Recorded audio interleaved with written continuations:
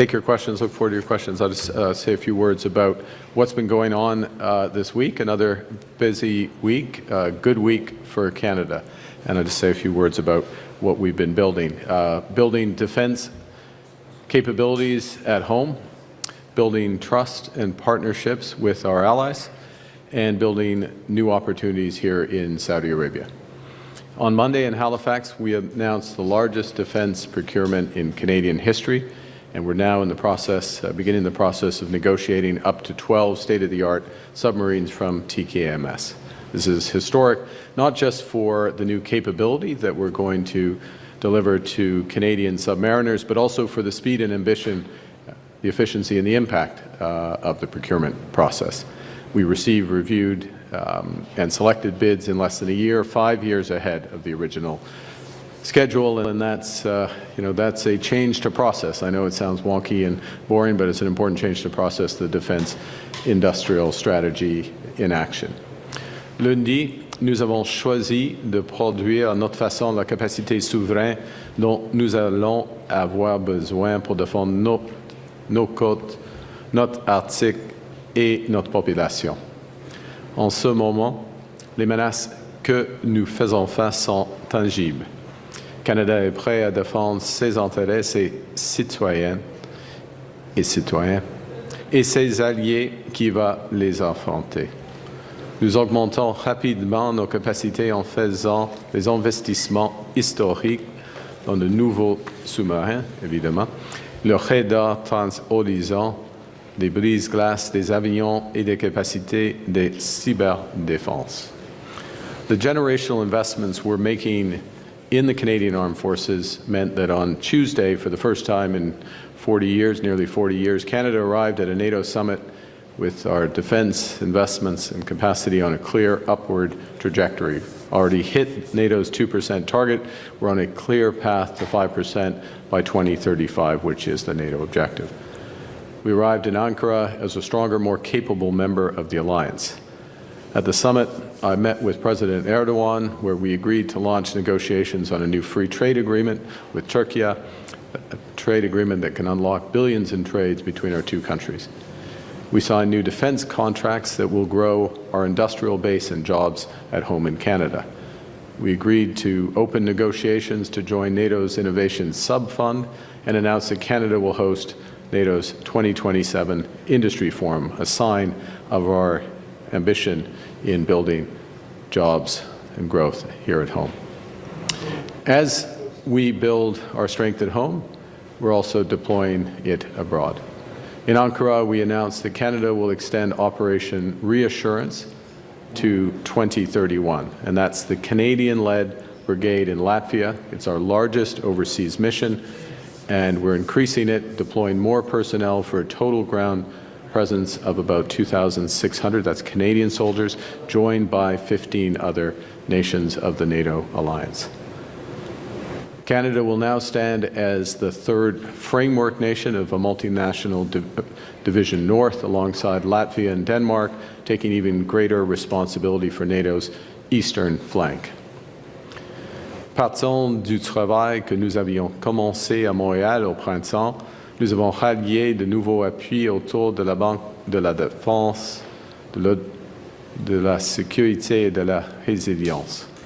Cette institution dirigée par le Canada et basée au Canada va mobiliser des capitaux privés pour notre sécurité collective. À Ankara, 8 de nos alliés et partenaires ont accepté de soutenir la Banque, ce qui va nous permettre d'accélérer sa mise en place et d'augmenter son influence potentielle. Ajoutons à cela que notre engagement envers l'Ukraine reste indéfectible. Nous avons accordé de nouveaux fonds de munitions, la défense aérienne, des véhicules blindés et de l'équipement essentiel, et cela fait partie du soutien général que nous offrons et qui a fait du Canada l'un des plus importants partenaires de l'Ukraine depuis le début de cette guerre terrible. I also held a series of bilateral meetings, including with the NATO Secretary General, leaders from over a dozen countries. So through new investments, through deeper industrial and defense partnerships, strengthened support for Ukraine, expanded role in reinforcing NATO's eastern flank, Canada is delivering on our commitments and helping to build a stronger and more secure NATO. Here today in Jeddah, we are building partnerships with the Kingdom of Saudi Arabia, harnessing the ambitions of our nations to catalyze greater security, prosperity, and opportunity for both our peoples.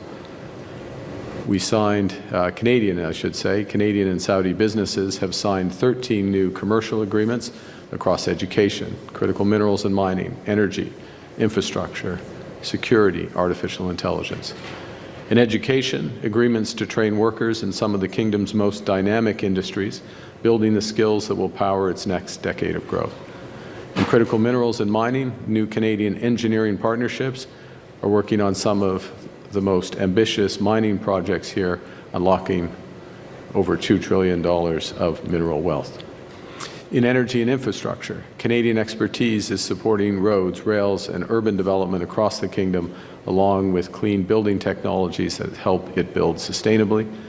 And in defense and security, new training partnerships support the Kingdom's efforts to build domestic aviation and defense industry capabilities. In artificial intelligence, Canadian AI and health technology partnerships are helping to transform patient monitoring, diagnostics, and surgical care. We're aiming to conclude negotiations with Saudi Arabia for a foreign investment promotion and protection agreement by the first quarter of next year. Canada's Minister of Finance, who's here, intends to lead a delegation of Canadian pension funds and their $2 trillion of capital to visit the Kingdom in coming months to identify new investment opportunities. And Saudi Arabia's Public Investment Fund will visit Canada in the fall, attending our Canada Investment Summit, which showcase some of our transformative projects. Canada is also announcing that we will participate in Expo 2030 here in Saudi, bringing Canadian projects, expertise, showcasing the best of Canada at what will be a landmark event. I would like to thank His Royal Highness, the Crown Prince, and the Prime Minister of Saudi Arabia for his hospitality and for our rich discussions this afternoon. Canada and Saudi Arabia have growing cooperation across key sectors, some of which I've referenced, but I also want to recognize the Kingdom's broader efforts to promote regional stability and security. So in 4 days, in 3 countries, we've worked to build our strength, to build trust with our allies, to build a new partnership with the world. In this time of uncertainty, we're choosing to act, we're choosing to build Canada strong. And with that, I look forward to your questions. Et on peut commencer avec... Nous allons maintenant commencer les questions. Première question, first question. Avec monsieur, Graham. Prime Minister, the previous government spoke about their differences with Saudi Arabia publicly in many ways. If I understand you correctly, for instance, on human rights, you can have differences and discussions behind closed doors, but you can also do everything else that you have described. Why do you think that's the way to go now, as opposed to what happened sort of 2018 in that sort of more challenging time between the two governments? Well, I'm going to take your question more generally about our approach, as you began, if that's okay, and you can follow up if that's not sufficient. Look, we recognize a couple of things. One is that engagement is not endorsement. So engaging with the country doesn't mean that we agree with everything that a country is doing. In fact, I can't think of a country on the planet that we would agree with everything that they're doing, first point. No country is Canada, and we don't even agree with everything that's happening in Canada. Better is always possible, including for Canada. So that's the first. The second is that we recognize in a world that's more dangerous, that's more divided, a world where we need to diversify our partnerships, where we've become over-reliant on a partner with whom we share many things. The United States, obviously, we share many things, and we value that partnership, but we're over-reliant, and that's been demonstrated. Canadians have very strongly recognized that, and we're looking to diversify. So we are actively engaging with key partners around the world.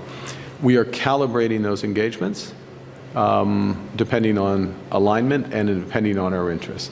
Part of our interests is to build our strategic capabilities. In other words, to build in areas that make Canada more resilient, stronger, more independent. And where there's complementarities, we do that. And then the last element, it's not the last element, but the last element I'll hand back, is we recognize as a government the importance of countries that are active and influential in geographies in the world and in situations in the world about which we care deeply. Canadians, Canada has always cared deeply about the Middle East. Canadians, Canada has since before Diefenbaker, I'm going to stretch it back, since 1948, actually, has supported a two-state solution. I'll give the example of the two countries that I've been to on this trip. Two of the most influential countries with respect to potential solutions there are Saudi Arabia and Turkey.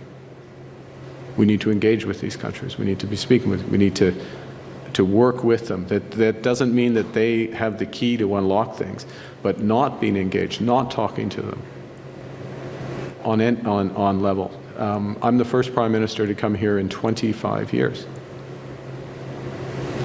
I was the first Prime Minister to speak to President Erdogan in over a decade. Speak to him. We'll meet with him. And so it's about recognizing where we can have influence, where we can build resilience, independence, strength, Canada, calibrating appropriately, and also creating a situation and a dialogue where we can raise issues.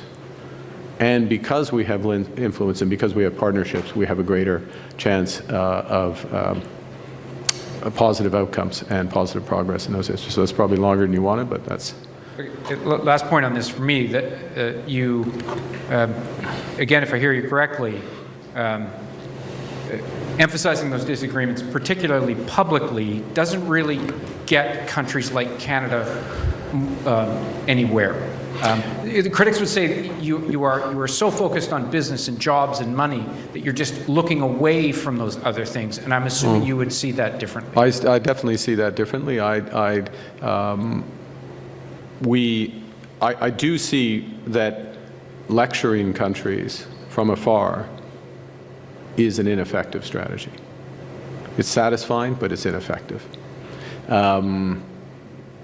Engagement can be effective. It doesn't mean it's always effective. It doesn't mean it's decisive, but it can be effective.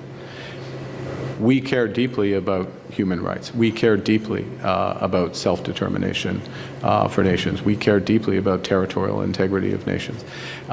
We care deeply about Canadian consular cases.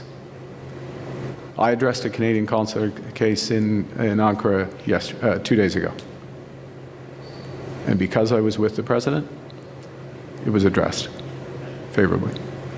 If I sat in Ottawa and pointed out all the things that we might not agree with what Turkey has done or is doing or might do, I wouldn't have had that conversation. I wouldn't have had that impact. That's a small example, but it is an example of a broader point. Madame. Si on y va plus justement par des exemples, est-ce que vous avez concrètement parlé de droits humains, de droits de la personne avec le prince héritier? Et je prends l'exemple de Raif Badawi, qui est ce blogueur dont la famille est au Canada actuellement, a trouvé refuge au Canada. Lui est interdit de quitter le territoire saoudien actuellement. Est-ce qu'un cas comme ça, c'est un cas que vous pourriez ou que vous avez même peut-être soulevé ou souligné auprès du prince héritier? Premièrement, en ce qui concerne les discussions privées, un des avantages des discussions privées, ils sont privés. Ici, on a un transcript des discussions privées, ils sont des discussions publiques.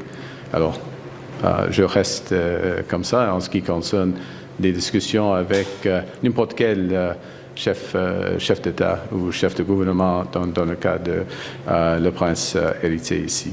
En ce qui concerne la situation dont vous parlez, oui, c'est une situation difficile, très difficile pour la famille, pour l'individu ici, la famille au Canada.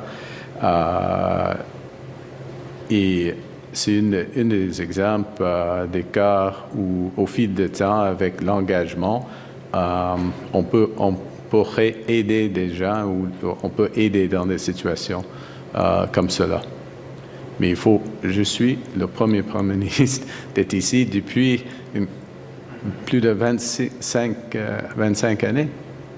Alors, et c'est une des membres les plus importants du G20. Alors, il faut engager, il faut renforcer, il faut... Madame la ministre des Affaires étrangères était ici il y a quelques semaines, est ici aujourd'hui. Elle a soulevé quelques cas consulaires avec son homologue et on va continuer comme ça. Vous avez dit que c'était que l'Arabie saoudite était en transformation. Au chapitre des droits humains, des droits des femmes particulièrement, oui. Il y en demeure pas moins que c'est l'un des pays qui a le pire bilan au monde. Qu'est-ce que vous avez vu, vous, qui vous fait dire que cette société est en transformation? Alors, c'est pas pour moi d'être le juge ici, mais vous me demandez d'un exemple. OK. Il y a juste une décennie, je crois, alors une quinzaine d'années peut-être, mais le taux de participation des femmes dans le marché du travail était, je ne sais pas, 10%, 12%, quelque chose comme ça. Maintenant, c'est plus élevé qu'en Inde, au Japon, ici en Arabie saoudite. Il y a du progrès ici. Ce n'est pas pour moi d'être le juge, mais je peux voir. La première fois que j'ai visité ce pays, c'était en 1994. On peut voir, si on a un record d'être ici, on peut voir avec les yeux le progrès. Il y a des progrès, il y a un rythme ici. Mais ce n'est pas le Canada. Le Canada est le meilleur pays du monde dans tous les contextes, mais surtout en ce qui concerne les droits des femmes, les droits des individus, les droits de n'importe quelle identité. Alors, ça c'est un exemple. Can I follow through these questions? I'm worried about time. Prime Minister, most of the people you met today, most of the Saudi officials you met today, are major players led by the Crown Prince in this Vision 2030 exercise, a vast plan to modernize and diversify the Saudi economy. Right. Even that, huge resources, all hands on deck. From the beginning, it's run into substantial rough patches, cost overruns, expropriation problems for a government that's used to getting its way, scaling back the ambition of the plan. Are there elements of a cautionary tale here for even and Couldn't see that coming. But look, I think, let me take that a couple ways and you have a follow-up. First is, it is a very ambitious plan, begun 2016, 2017, thereabouts, shortly after the Crown Prince became Prime Minister. 3 pillars, vibrant society, important pillar, and it goes partly to the previous questions, and some of the transformation is part of that. And I would suggest to look back at then and now, just in terms of direction. A thriving economy and an ambitious government. What's the record on it?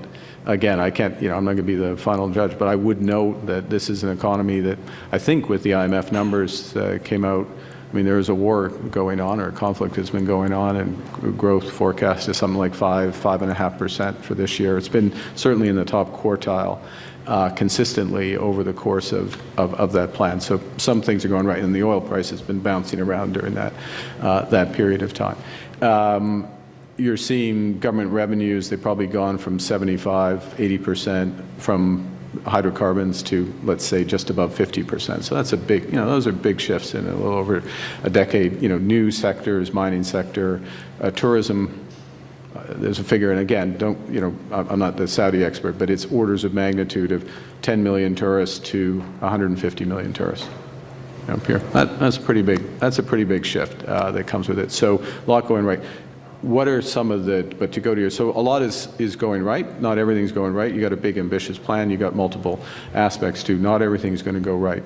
So what are some of the lessons? One is, track what you're trying to accomplish. Have KPIs, key performance indicators. Make course corrections when necessary. Cut your losses if something isn't working. Right, that's always a good advice, or stop that. Borrow from others where you can. Partner where you can. And this is one of the big lessons. I know it sounds repetitive.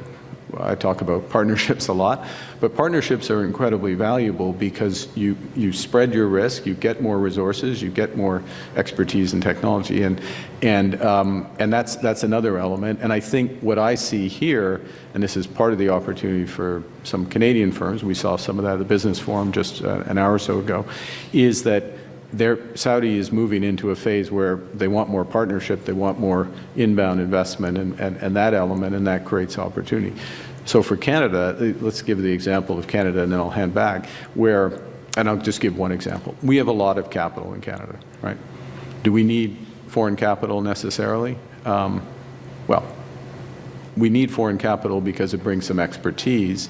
We need foreign capital because it brings perspective and experiences, gets broader linkages for our firms and that helps our plan, which is not as ambitious as Vision 2030, but is ambitious, is generationally ambitious in that. So yes, there definitely are some lessons, but I would give the transformation that's underway here a lot of credit, maybe than the preamble your question implied. On that question of attracting investment, you confirm my hunch that the Saudis will be at your investment summit in September. Yes. Prime Minister Trudeau had an investment summit in Toronto in 2016, 2017. There's no government that's not trying to attract private investment. You advised the current Labour government in the UK 2 years ago on how to set up a national wealth fund. Everyone's looking for investment. How do you hope to do better? Okay. Okay, give you the pitch. For one, look, yes, the PIF, the Saudi Sovereign Wealth Fund, confirmed to us today that they will be at the investment summit. We very much welcome that. The scale of RSVPs is such that there'd be very broad and deep representation at that summit, which is great. So part is getting people and the decision makers to be there, not no disrespect to others, but you need the decision makers there. The second is you have to be doing things differently. I mean, if you're a candidate, you have to improve. No, there are very few people who get up in the morning and think about Canada. I mean, that's the reality. And so making the country more attractive for investment, upping our ambition, the transformation. Being with Canada means being with the rest of the world. So our trade agenda, and maybe I'm worried, I'm sorry I'm going on, but we have free trade agreements with 1.5 billion consumers, if I can put it that way. We're going to double that this year. That makes Canada very attractive as not just a destination, but also a hub. And so that's also what brings it in. And then I guess the last point I'd make is, after that last point, the last point I'd make is that, we have a pretty clear strategy of where we want to go. We're trying to make the country, I think we will do this, more resilient, more independent, more strategically autonomous, so I use that. So there's areas where we have strengths. Energy is a clear one. There's area, and we can sort of go it alone on energy. There's areas where we can build, we have complementary strengths. Space, AI, two examples, where we can do that. Critical minerals, you need the full chain, so you develop that in those ways. And so that also helps success because people are coming and realizing, okay, you have a strategy. This isn't just flavor of the month. It's something you're going to build out over time. You've got a big market. You've got rule of law. You've got smart people. You've got an ambitious country, and you're connected to the world. those are components that can bring success, but you also have to execute, which was your first question. Thanks. Next question. Prochaine question. Hi there, Thomas Seal from Bloomberg. Based on your discussions today, what Canadian sectors and assets would you envision Saudi investors and businesses investing in, and what did they particularly express interests in? There's a broad range, and I would say that these interests go in both directions. But certainly in energy, there's interest in energy, and that's the full range in terms of commercial partnerships from LNG through to renewable and the nuclear end of the spectrum. The mining, there's a strong interest in mining. That's more inbound here, given the ambitions that are there. Conventional infrastructure more broadly is there as well. And look, this is not you see it in some of the agreements today. Niagara University, as an example, Niagara College. There is great interest in building those educational ties. Final. Elements of AI.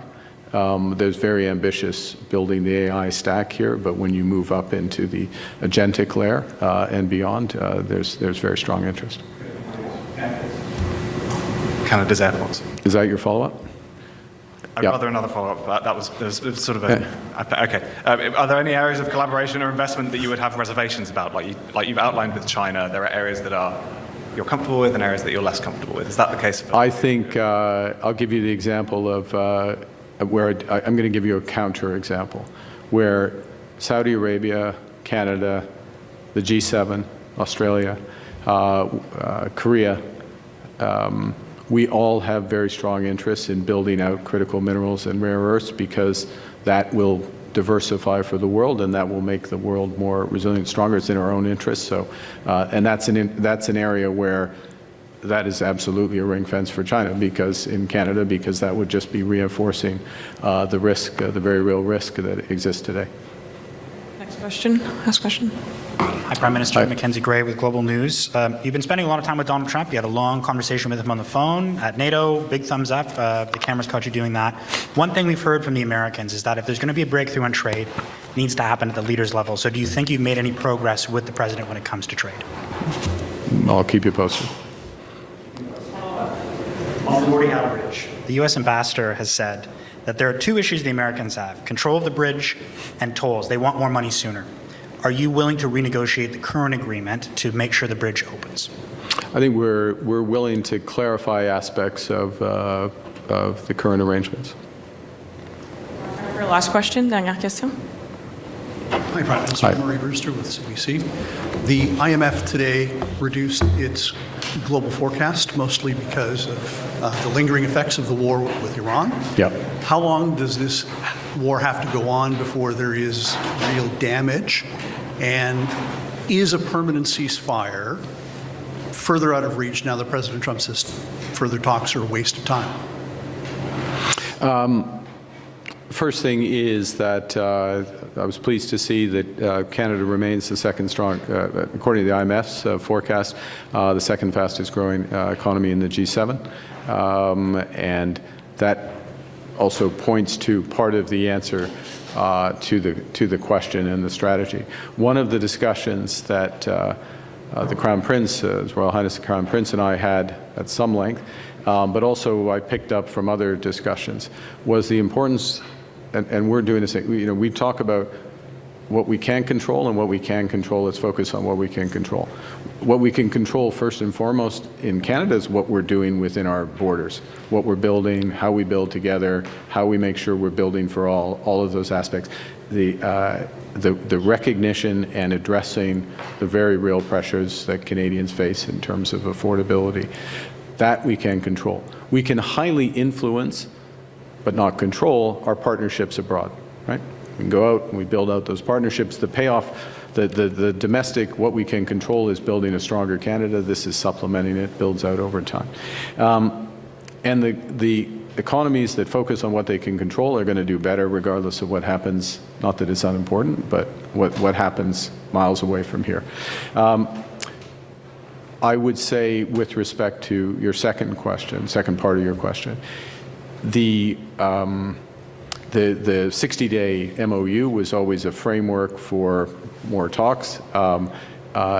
As in any framework, there's ambiguities in that framework. Those ambiguities may be part of the challenges that we're experiencing, particularly about free passage in the Strait of Hormuz. I mean, a fundamental red line, I think, for the world, but also for the United States in it for obvious reasons. Is a longer-term, a prolonged cessation of hostilities possible, even with current events? Yes, yeah, it's possible, and that's certainly one of the scenarios that we can see. Whether that's a formalized ceasefire certainly remains to be seen, but there are other risks, as I said.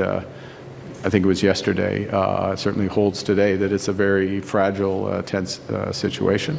It is one of the key determinants of the path of that situation, which matters for the world, which matters for Canadians, because there's knock-on effect on food and energy prices and other elements, and knock-on effect of one of the key influencers is the Kingdom of Saudi Arabia, which is why one of the reasons why we're here talking to them, not sitting in front of a lecturing them. Follow-up, dernière question aussi. Yeah, sorry. my follow-up is, what went through your mind when you opened the gift from President Erdogan? I never saw it. I would like to reassure Canadians, they keep guns away from me. So I never saw it. I learned about it from, I think it was Prime Minister Starmer, but we were having a conversation, a few of us, and he pointed out to me that he'd received this, and it had his name on it, and so I learned about it, and then of course my colleagues told me, yeah, we had this, and it's not what I expected. Struck me that my gift of maple syrup kind of undermatched